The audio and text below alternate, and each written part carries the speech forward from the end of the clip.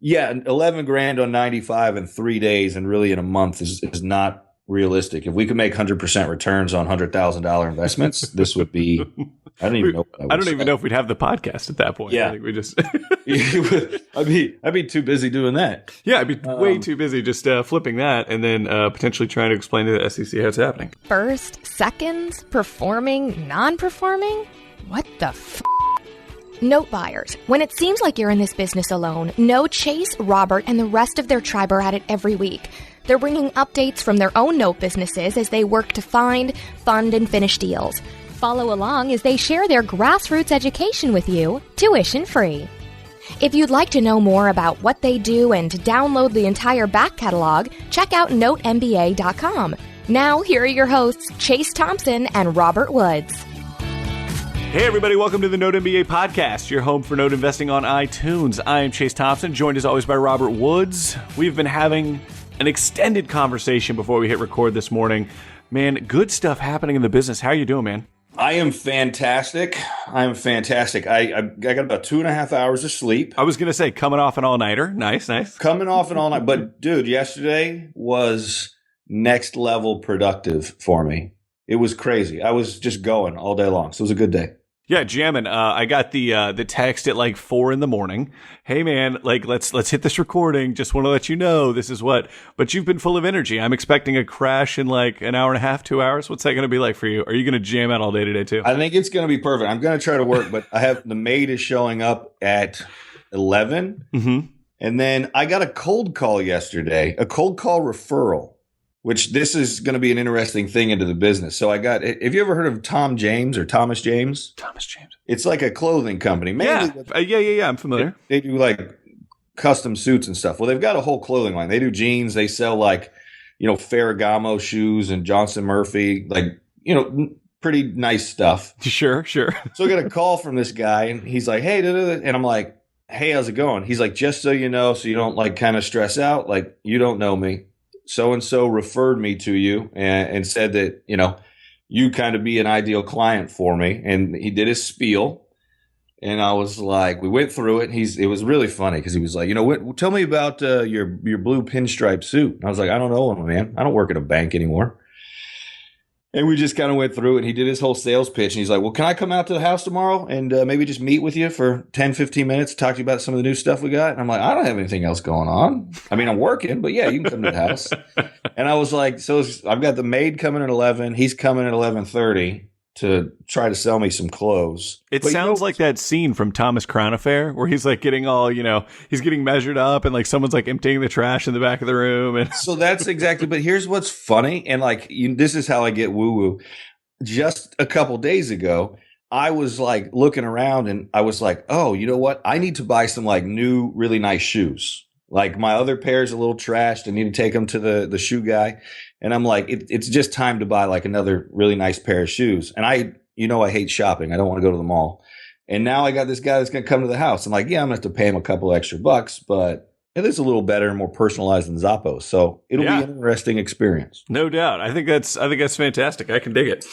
Well, let's dive into the show today. Where do you want to get started, bud? I have to apologize, buddy, because we had like, what, a 35-minute pre-show? Yep.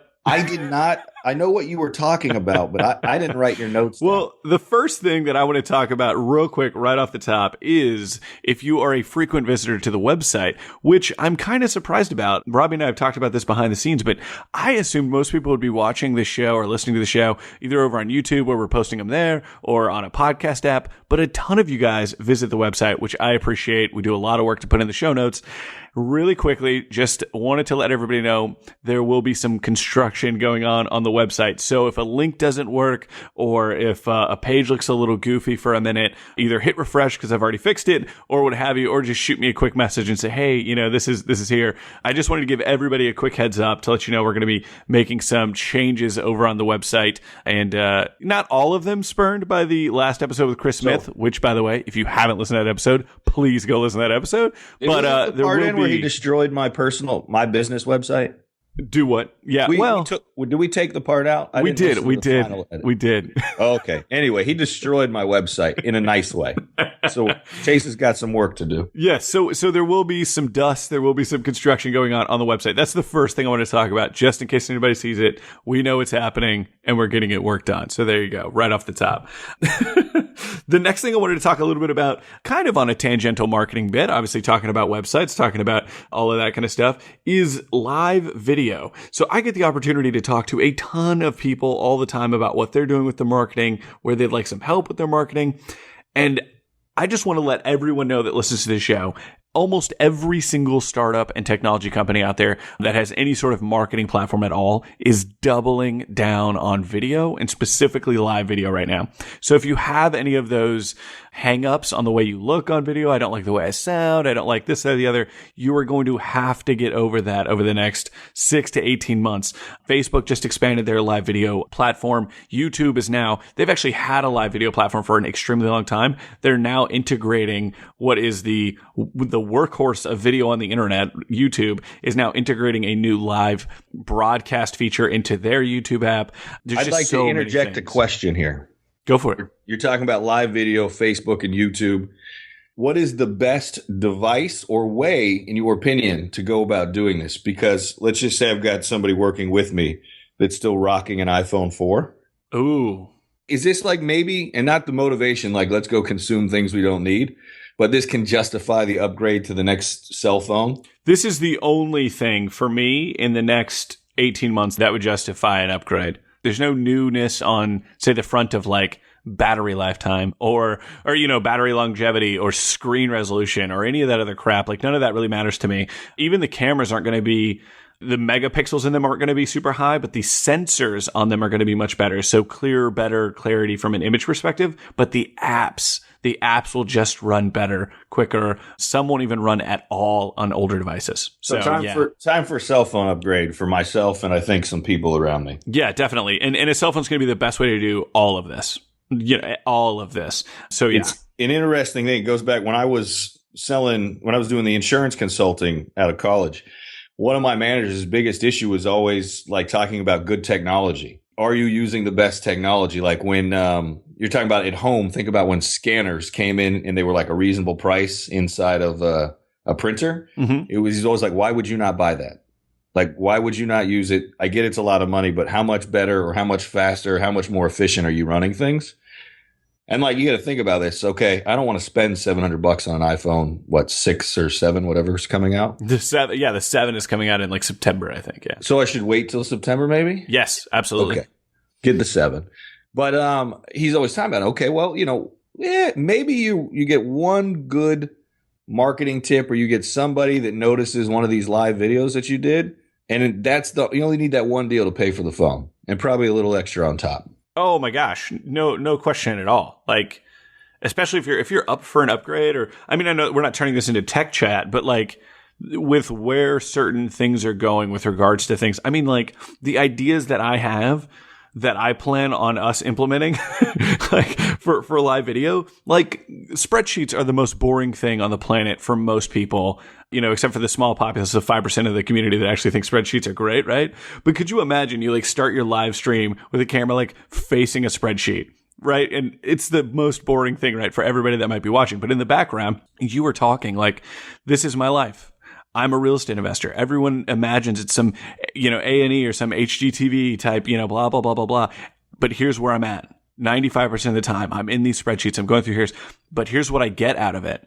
And then say you turn the camera around. I get the opportunity to do, and then you're talking about the returns or the freedom. That's going to be an interesting, video, an interesting shot, an interesting idea. There's I've got just list of ideas that we're going to run through for our live video to see what works best. But like, that's a simple one. That's so simple. Like, you think stuff you do is boring? Guess what? It is.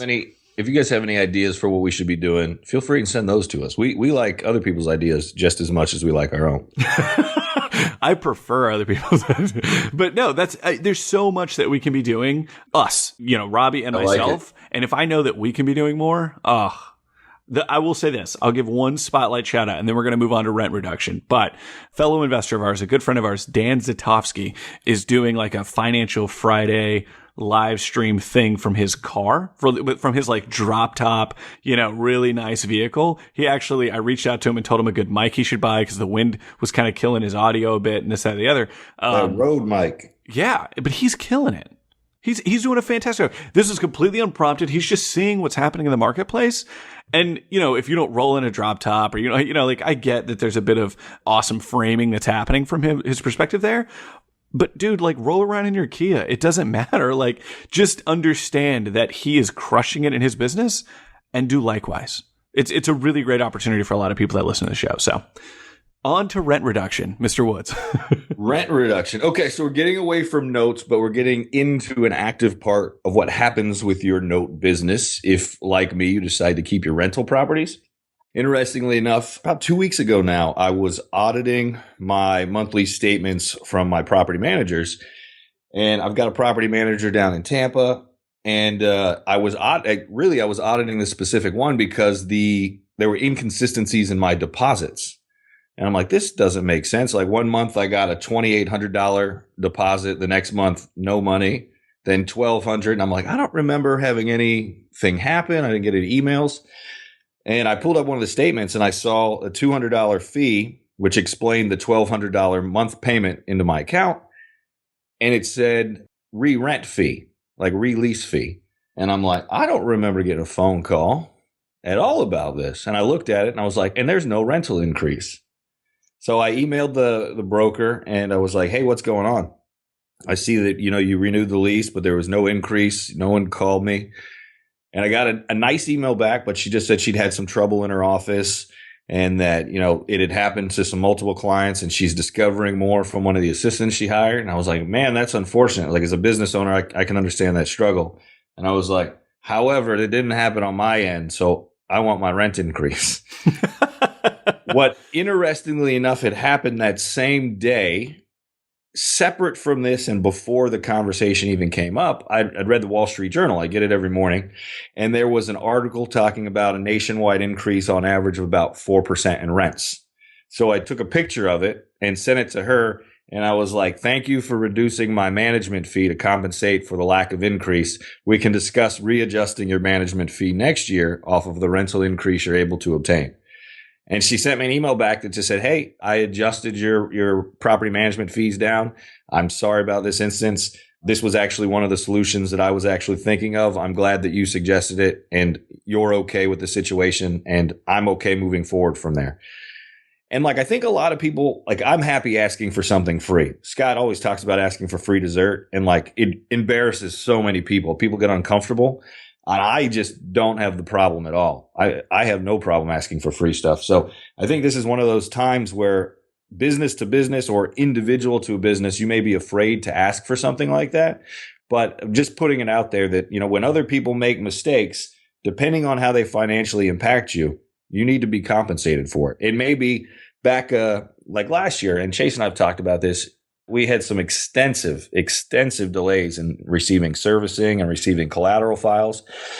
And, you just need to make a point that when you follow up, that's not how you do business, that costs you money and that money that it cost you on that last trade kind of needs to be made up for in the next trade if you want to build that relationship. So I'm just putting that out there. It's an interesting thing. What else did you have there, buddy? I've got my list over here. I've got an interesting note, a buyer contingent sell first home. I didn't know what you were talking about. It was like you just strung together a bunch of words that I did. That's usually how my sentences are achieved. A combination and string of coherent words. So what I was talking about, we've got a property with a joint venture that is it turned out to be just a great deal. Went quicker than we'd expected. We got a great deal, in my opinion, from the property preservation company that did all the retail ready repairs to it. Got it sold. I think we had an offer. I want to say 4 days, or maybe it was accepted in 7. Anyways, it just turned out to be a great deal. However, there was a buyer's contingency on them selling their primary residence. And I know if you've got multiple offers, that's definitely something I would stay away from. And I've seen these before. I never really had come into dealing with one personally. So that's what happened with this case. Great. We've got it sold. No big deal. Here's our close date. Well, with that contingency, we keep having to push our closing date because of the buyer of our buyer's home. had trouble getting qualified and some other stuff. I think she like went and spent money out of her savings account. So the bank was like, hey, where's this money at? Like, you're now an underwriting risk. So it's now been pushed back almost 8 weeks from the original closing date. Wow. Yeah. So pretty heavy, about 2 months. So really, I think it's 6 weeks altogether. I don't have the exact number in front of me. But what it that probably would be 6 weeks. Like you're 2 weeks into this month and it'll close like at the end of next month or something, right? Correct. Yeah. So it's actually, we're supposed to close the end of this month now, but originally we had the contract to close the end of May or beginning of June. Wow. And it's now been pushed to the end of July. Mm-hmm. And it got pushed 3 times. My takeaway from this is the next time that happens, great. I've got no problem, but I need to do an assessment of where am I on my capital? What is my return that I need to maintain? Figure out that number. And for most of the stuff that we've got, I think it's somewhere in the range of $30 to $50 a day is the number in my head. And what I would use that number for is, great, Mr. Buyer, we will accept this contingency and we're giving you 45 days for your buyers to buy your home. However, if you go past day 45 and need an extension, you're going to pay us an extra $30 or $40 or $50 per day for every day that it delays. So it's not a huge fine. It's not a huge amount to be like, but you need to be compensated for your loss of return on your capital. And I think that most buyers would find that acceptable. And I think the ones that wouldn't probably shouldn't have gone under contract with their buyer because they weren't confident enough in their buyer's ability to close. That's interesting. And okay, so okay. That's just what I came up. I don't know if people can. I mean, I assume you write whatever you want to in a contract. I'm just saying, for me, it's kind of like, we talk about the deed in lieu, and you're like, great, get internal pictures.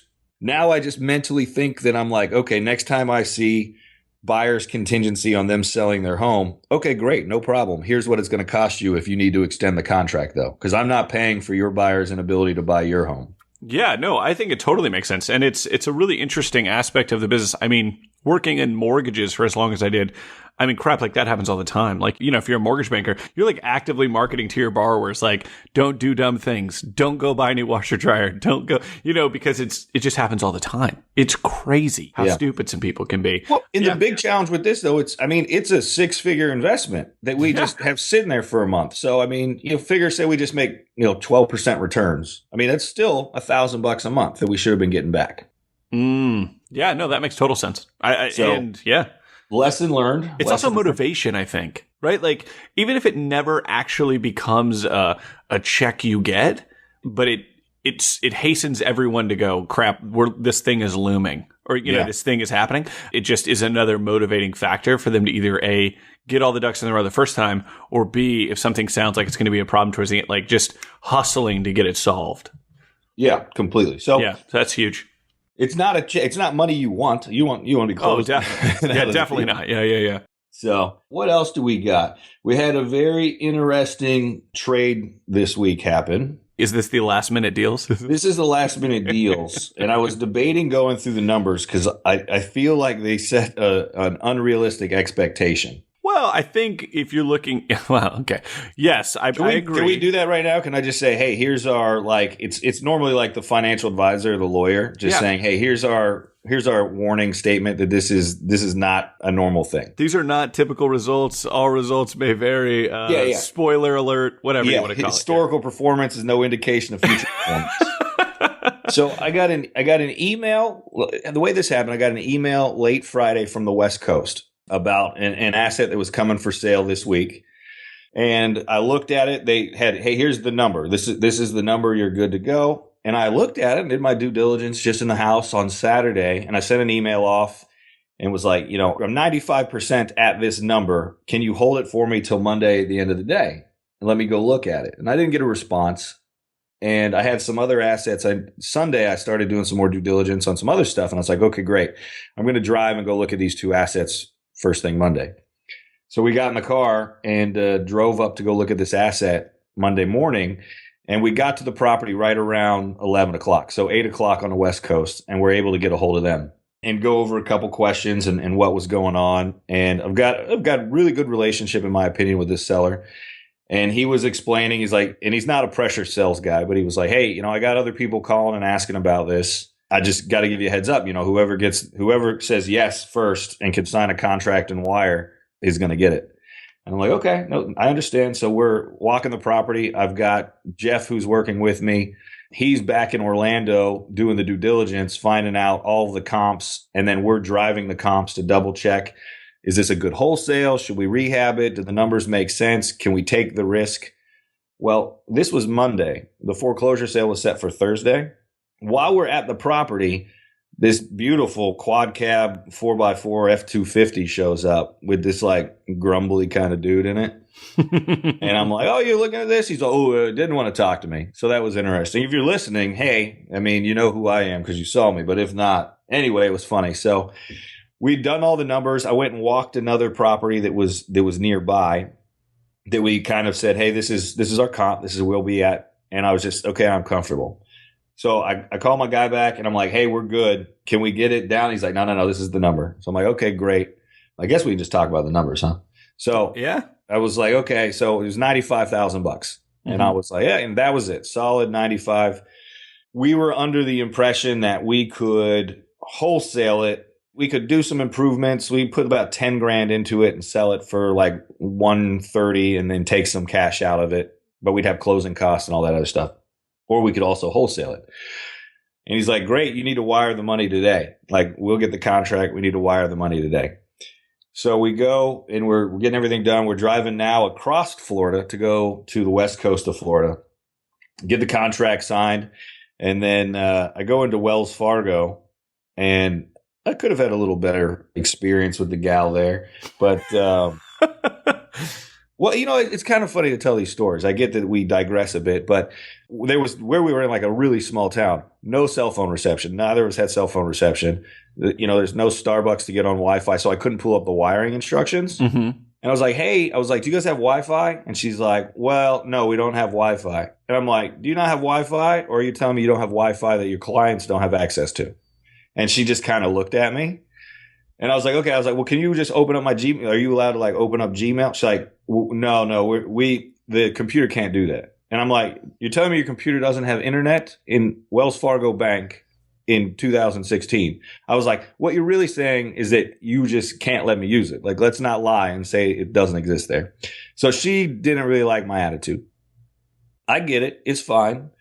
Long story short, I got it pulled up. We got the wire done. I'm signing the stuff for the wire. And she's like, okay, well, she's like, here's the number in case, the wire doesn't make it out tonight or something happens. And I'm like, didn't think anything about it. And I was like, so the wire should go out like now, right? She's like, oh yeah, in about an hour. And we leave.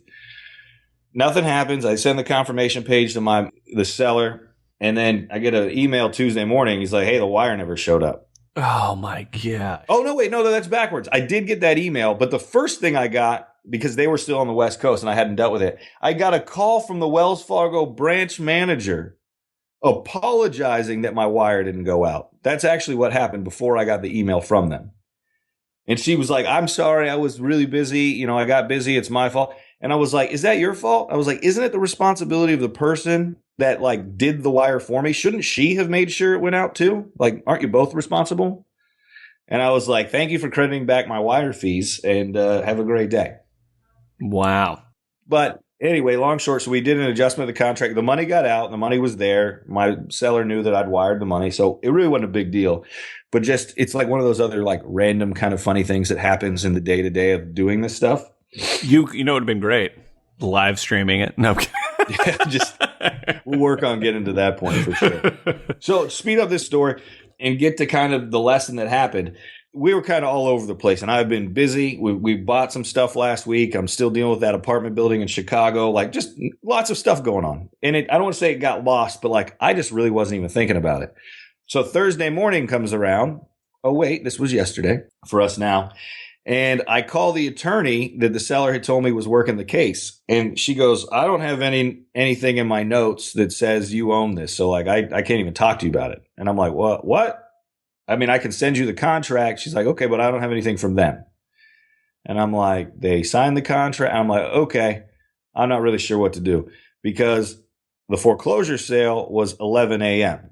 And, what time did most people get to the office on the West Coast? Like 8? Yeah. So right, 11. Yeah. So I kind of forgot about it, put it back on the side. And I came back to it, and we decided we really, like, we wanted the property back. And before I emailed my seller to figure out what was going on, I got on the county website just to look at the foreclosure sale, and I find it, and it says sold to third party. And I'm like, okay, well, and then I look at it, and it's sold to a third party for $106,100. And I'm like, oh, that's 11 grand north of what I paid for it. Mm-hmm. So I sent him an email, and I was like, hey, I'm no idiot. I'm not going to make a fuss about this. I wanted the property, but like, can you double check, make sure everything's good with legal? Like, what happened? What's going on? And actually on their side, they'd updated all the notes in Lenstar and just saying, hey, this is the buyer. We sold it. The only other thing they needed to do was create an assignment of the bid to go in there, but it's all documented. And in a weird hiccup, I made 11 grand on $95,000 in 3 days. Like, I won't get the check for probably about a month.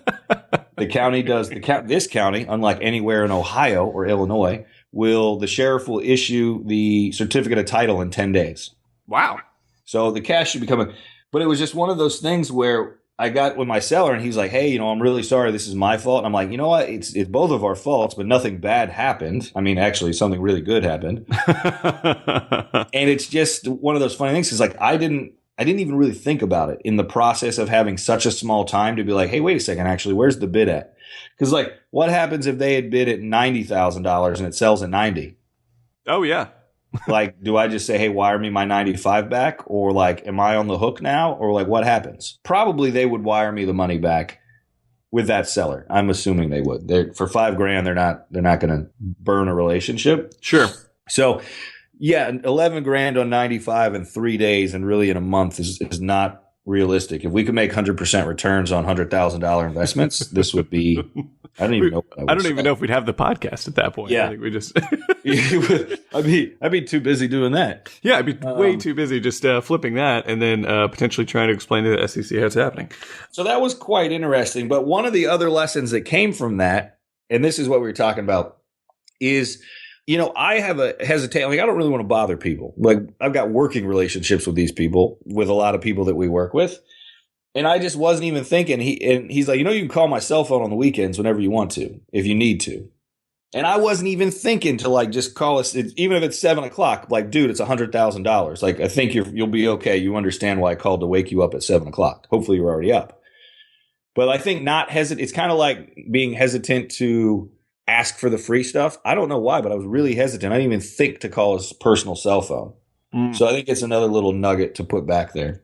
You got anything else for this week? I got one other thing to talk about. Yeah, you mentioned Lenstar, and it reminded me of Lone Star, which is a company that recently just bought one outright, bought a recent pool that Fannie Mae had let out. So we were going to talk a little bit about some recent pools that Fannie Mae is moving into the marketplace. Basically, they're doing a sell-off. So between the two most recent pools Fannie Mae has sold, it's roughly 9,000 loans that'll be hitting the market. Now, how many of those trickle down to guys like us?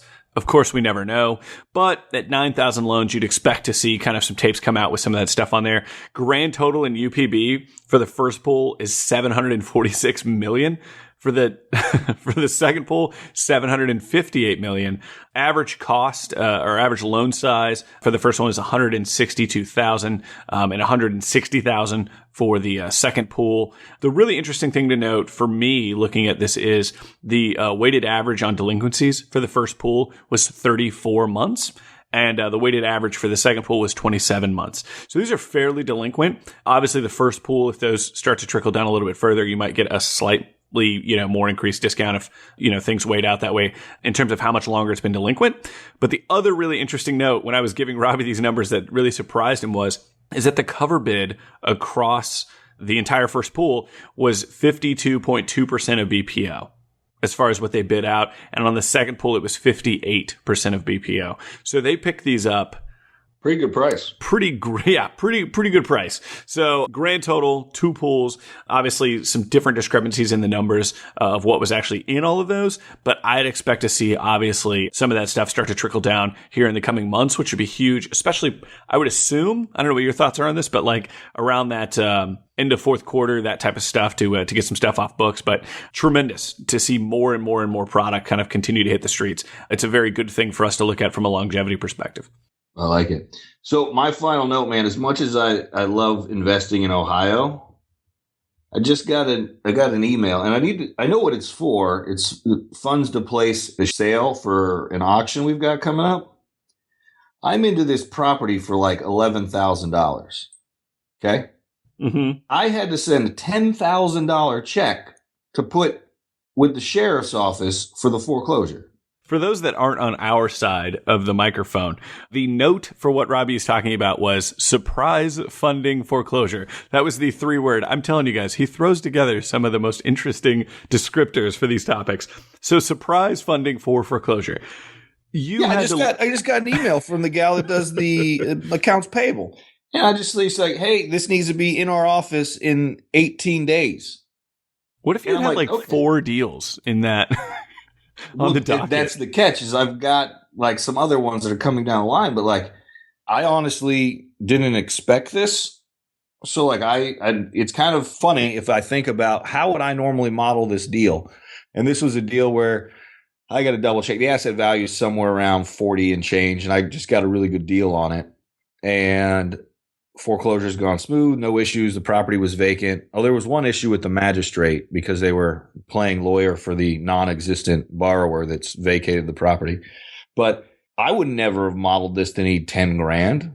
Like if your investor's like, hey, I've only got $15,000, that note deal would have been perfect for them until this $10,000 need to bid. So what I need to find out, and this is what we'll do for next week, what happens if I don't submit these funds? Do I not get to bid? Does it just get pushed? Well, I don't even know. So that's what I need to. I'm going to email my attorney to say, if I was not to send this, what would happen? Huh. I would assume it would be you don't get to bid. Yeah, but like, how's that work? Like, isn't that crazy? You got to put $10 more grand in the kitty to bid on your own mortgage? Like, what? I guess my bigger question is, what are you proving out? Like, well, that's the thing is, like, let me look at the account real quick. When I pulled it up when we originally were talking, and then I probably just stopped, didn't I? We hit record and you stopped. But that's the big thing. It's like, if I can't come up with this money for this funding for my own foreclosure, that's bizarre. Like, I'm just kind of confused at what it proves out that you being able to provide that 10K actually does for you. What, like, are you buying your spot? Are you? It's incredibly strange.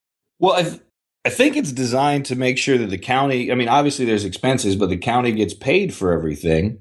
But let me see if oh, okay. Well, that makes a lot more sense to a degree. Did you just solve this whole thing? Just like Mr. Magoo yourself back into I never looked at my file. I'm pretty good at knowing almost where all these things are at. So was it taxes? Yeah, except for taxes. So I've got a note in here. The outstanding tax balance is just around $7,000. So that's what it's going to. I have to pay off all the taxes. So that will go away, assuming I win the bid. Oh, I see. Right. But did I already log that? Let me double check this. Did I log that 10 grand check I just paid? Yeah, I logged it. Okay. So let me give you a rundown on this. Tons of taxes. My acquisition price. Okay, I was totally wrong. I was looking at where my expenses are. So before this $10,000 check, I was at $8,000. So my number was right. I wasn't too far off. Our purchase price was $4,200. Wow. And I've got the taxes outstanding, but those are kind of paid for in the thing. So altogether, 18 grand. I probably have another $1,500 bill from my attorney coming to finalize it. So let's call it, I'm into it for 20,000, and it's worth it'll sell for, I'll clear like maybe I should clear 30 in like a really bad deal. Right. I think more than that. I should be able to get more than that for it. But yeah, okay. So that's just an interesting thing. Yeah, okay. I had to pay the taxes. That's really what it is. So over the taxes, but I get what you're saying. Yeah. But that's also why you always like advance fund for back taxes. Yeah, no doubt. They're going to I've got one for everything. I've got one JV right now. I haven't paid the taxes simply because the county that's in incrementally accrues interest. So it's not like every month you get it. So it's kind of like once it's late, and then you've got another 6 months to pay, and it's the same number. Yeah. So I'm just holding on to that, and I'm going to pay it down. Actually, I think I got to pay it down in September. But okay, taxes. Sorry, we had to work through that on the show, but at least I know now. So yeah, it's worth noting though. It's It's not something that someone isn't going to encounter or something that another investor isn't going to go, oh, crap, what a $5,000 bill, a $6,000 bill. It could, sneak up on anybody. Well, so what I would assume is this goes to sale, and then there's the bid price from whoever bids on it at foreclosure. Like if I wasn't able to bid, they're still responsible for the taxes. So maybe I just am not allowed to bid, and then somebody bids, $1,000 and takes it. Oh. Right? I mean, that's what I assume. I still want the answer. Because that could be, holy crap, that could be even more important then. Agreed. Yeah, for sure. That's a lot of taxes, man. $7,000. It happens on a $40,000 property. So there you go. That's what else do I got? We got some deals. We got a lot of bids out right now. Yeah, I was going to say, on closing out the show, bound to be a lot more deal chatter coming up. Just an unbelievable amount of bids out right now. And, you had a busy week. I had a busy week. I should probably take it easy this weekend. Maybe treat myself. Treat yourself. You might want to have somebody come over and do your measurements for some new suits and shoes. You might. Oh, well, no suits. I told him. Right. He's like, I was like, dude, I'm good on suits. But you got shirts and jeans and cool other stuff, and I don't have to go to the store. Come on over. Let's hang out. Let's do that.